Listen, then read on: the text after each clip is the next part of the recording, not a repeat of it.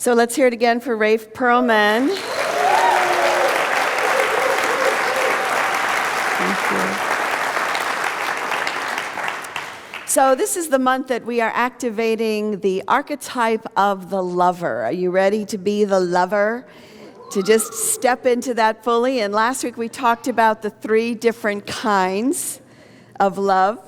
The first being eros, which is the romantic love, when we falling in love with another person and become intimately involved, and then to transform that into something higher, not only for oneself and the couple, but for the world. And the second type of love is philos, which is friendship and kindness, companionship. And then the third is agape, which is the love of God, where God is our beloved and we are the beloved of God. We are God's lover. God is, and God is our lover. We are God's lover. And so last week we practiced the Namaste walk, where we walked around with each other and saw past the outer appearance of one another, to look into the soul, to look into the divine presence, to look into the God and the goddess in one another. And so that's a practice of agape. The doggies are saying hi to each other.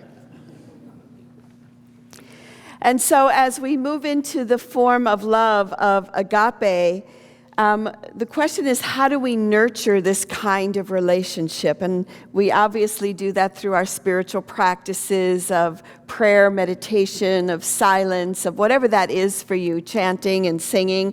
But I think also nature is probably one of the biggest ways that we can connect with God and with the beloved, because you are a lover of the wind. Yes, you are a lover of the rain. You are a lover of the trees. You are a lover of the dogs and the cats and the birds. You are a lover of the earth. And that is why we are here. We're in this great dance with this planet to love it and be loved by it. And it is so multifaceted, multidimensional, multi-amazing, that to not enter into this experience with this amazing planet is to deprive ourselves. So I think that one way that we connect to nature is through the animals who live with us in our homes. How many have animals, birds, cats, dogs, whatever, that live with? Look around the room, just about everybody. And in a way, I feel like they're nature spirits that move into our homes. They teach us how to play, they teach us about love, and they give us a glimpse into another dimension. Sometimes I just like to watch my cat and see how my cat views reality, and to just see the world as Hari, my cat, does. It's interesting to me when I was in the last couple of times I've been in England, I've noticed that dogs are a little bit different there. They're so relaxed. There's these relaxed dogs. And I was reflecting on why is that? And I think it's because they're included, at least in the country, they're included in the countryside, they're included in the life. The daily life of people. So you'll see signs outside of restaurants and hotels that say, well-behaved dogs and children are welcome. And I walked into a pub and there was a Great Dane laying on the floor sleeping that we had to step around in order to get a beer. There were little dogs begging as people were eating their dinner. And even when I went to Stonehenge last year, there were rules about bringing your dog to Stonehenge, but you could bring your dog to Stonehenge. And I thought, well, no wonder they're so relaxed, because they know that they're welcomed into every avenue of life. And so I think it is that our animals bring us such richness. And with the advent of the internet, with the advent of Facebook, we've been getting a glimpse into the lives of people and their animals, haven't we? I mean, how many videos a week do you watch of a kitty or, think one of the recent ones I saw was a cockatiel listening to Irish music and doing an Irish dance, an orangutan bottle feeding leopard cubs, a pet squirrel hiding her nuts in the fur of a big dog, And some of this sounds like stuff from a storybook, and yet there they are. They're in people's homes and people interacting with all these incredible animals and different kinds, and they're showing up, or at least we're finally, I think, seeing them for who they are, which is these amazing creatures. I think we're moving from a consciousness of having dominion over the animals and having dominion over the earth to stepping into a relationship with them and saying, what's the wisdom that you have to share with me and to give to me? Animals have and do continue to suffer from abuse. And we've come a long way with that, but we have a long way still to come. We are learning to honor their wisdom. And the Native Americans have really blessed us with honoring nature, right? And animals through their stories and myths and through their practices. And I thought, because we're from the Northwest, that sharing one of the stories of the Northwest would be helpful. And it's a Squamish legend, and it is about the salmon people. And this tribe, they didn't have a lot of food, and so they were asking the question, how do we get the salmon people to come to us? And through a series of events, they finally are told that if they sent 4 of their young people, 2 boys and 2 girls, out into the sea, maybe they can draw the salmon people to them. So these 4 young people step into the water, and as soon as the water hits the top of their heads, they turned into salmon. And the villagers then caught the salmon, brought them, cooked them, and ate them with the condition that all the bones be put back into the sea. And so all the bones were put back into the sea, and then later these 4 young people came back to their village. So this went on for quite a while. And then one day, one of the people in the village thought, well, I think I'm going to hold back some of the bones and see what happens, And so they had their feast. They put the bones in, except for a few that this one person held back. And then when the 4 young people came out of the water, one had his hand over his face because part of his face was missing. And the tribal elder said, who did not put the bones back into the water? And the person confessed, put them back in, and wholeness was restored. The story goes that the salmon people would continue to visit this tribe if all the bones were put back into the water. So we have come to visit you, Salmon Chief, but for a special purpose. We came to ask you to let some of your salmon people visit, to come up the streams. And they said, on one condition, you must throw all the bones back into the water, as you have seen us do. If they will be careful with the bones, my people can return to you again after they visit you. And the people promised. So I think this story for us has lots of different meanings, and one, of course, is the sacredness of life, whether it be the salmon or a chicken or a cow, and that we honor, and in this way they're saying, put the bones back into the water. In other words, just use what you have to use, and then give back to the earth and conserve. So that is one of the ways that we engage with the animal kingdom around us. I think that animals can help us heal. They can help us to know ourselves.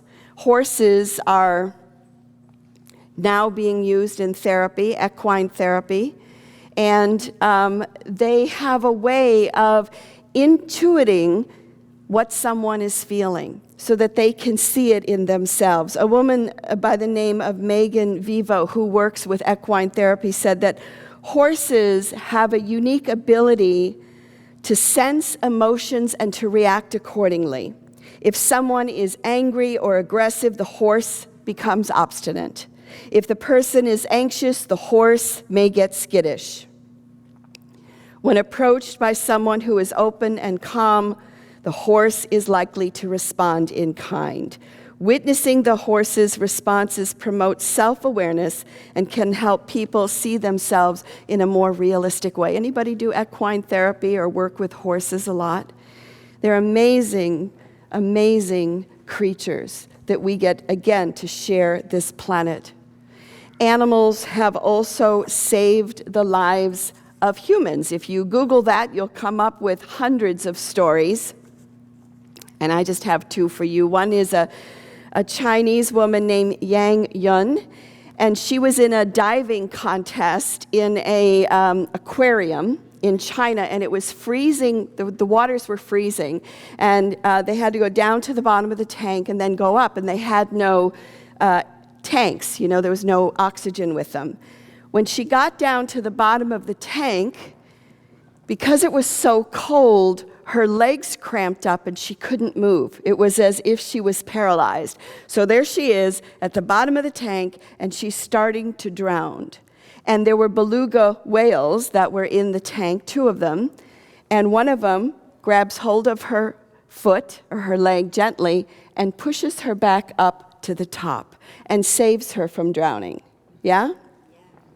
Another story is of a woman whose daughter, her name is Joanne Altsman. Her daughter had a pot-bellied pig as a pet named Lulu, and Joanne had a heart attack and fell on the floor. And so the pot-bellied pig ran out of the house and into the street and laid in the street trying to stop traffic. And then the pig would run back. Nobody would stop. The pig would run back into the house, check on the woman, go back in the street, lay in the street, trying to stop traffic. And finally, one car finally stopped, and the woman followed the pig into the house so that she could help the woman and call 911 and get her to a hospital.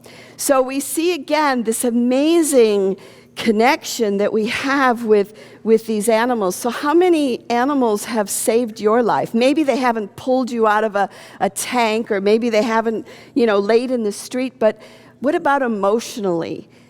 Has an animal ever stepped forward in your life to be there when no one else was there for you? When I was a kid, my dad brought me home a kitten who had been abused, and her name was Jinx. She's a black cat. We named her Jinx. And she was my friend from the age of 7 until I was 20. I, sort of the way I do with Geo, I took her everywhere with me, or everywhere that I could, dressed her in little clothes, put her in a buggy, dragged her all over the city. And she was my lifeline. She was that one constant in my life. And when I look back on my childhood and I think, who was my best friend? It was Jinx, my cat. Does anyone else have that in your life? Yes, where you have a dog, a cat, a bird, or something that is a part of who you are. Animals also show up for us in dreams.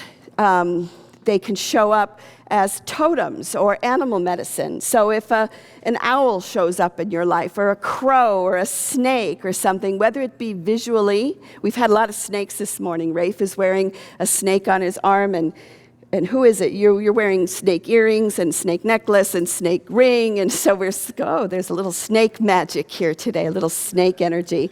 But if an animal comes to visit you, whether it be physically, you see them, even through a picture or an ornament or through a dream, it's really important to stop and pay attention to that and ask, what is the messages that is coming to me right now? What is the thing that I need to step into? And perhaps, since we're doing archetypes this year, it's about stepping into that archetype. So stepping into the archetype of the snake. What is that? It's wisdom, isn't it? It's the ability to shed your skin and to move on to the next thing. So to play with that. I had a dream like 14 years ago. That I was sitting on a porch and I was watching a hand glider who caught fire and fell to the earth.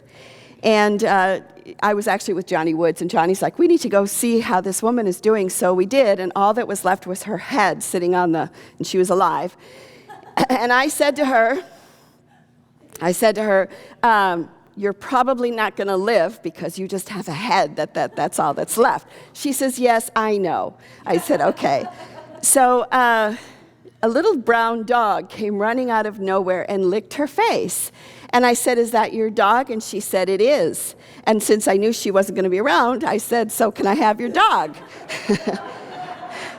She said, yes, you can have my dog if you can say her name. And I said, what is her name? And she said, it was Gio. It was some long, when I woke up, all I could come up with was Gio is what I heard. And 2 weeks later, this little dog showed up in my life. And this is the dog that was in my dream. And this is Gio. And Gio has been my friend for the last 14 years. Her birthday is Tuesday. She's going to be 14 years old. I thought I was going to lose her last year because she became ill, and the truth is she is at the end of her life. I don't know how much longer we will have her. And so I just bless this wonderful companion, and I have told her about a month ago, it looked like she was going to go, and I said, Gio, you can go. I love you and I bless you. I thank you, but I can release you. And then she got better. So she has decided to stay for whatever reason. But for her to, so she is a magical dog for me in many ways, because she literally came out of the dream world and into my life. And so as you look at your dreams, and if you are visited with an animal, if you are visited with a creature, I invite you to reach out and to bring them into your life, or to find ways to do that, even if it's just through pictures or jewelry or whatever that may be, to hold that.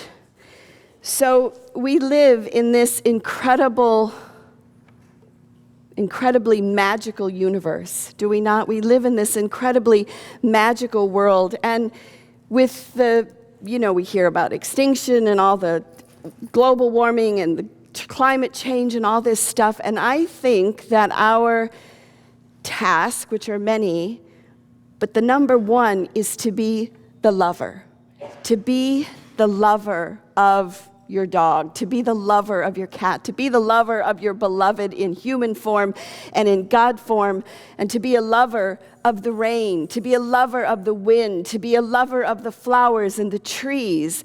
And as we engage that lover, the archetype agape lover, so it engages us, and we merge into this wonderful dance. St. Francis said it this way: be praised, my Lord, through all your creatures, especially through my Lord brother sun, who brings the day and you give light through him. Praise be you through sister moon and the stars, in heaven you formed them. Praised be you through brother wind and through the air, cloudy and serene. Praised be you through brother fire, through whom you light the night. And praised be you through sister mother earth, who sustains us and governs us, and who produces varied fruits, colored flowers, and herbs. So we engage the lover. And I want to also just mention that there are archetypal events in the world. And so as I'm saying, I will probably be at an archetypal event of a cub. So send me with your prayers and your love, and I'll see you in a week or two. Thank you.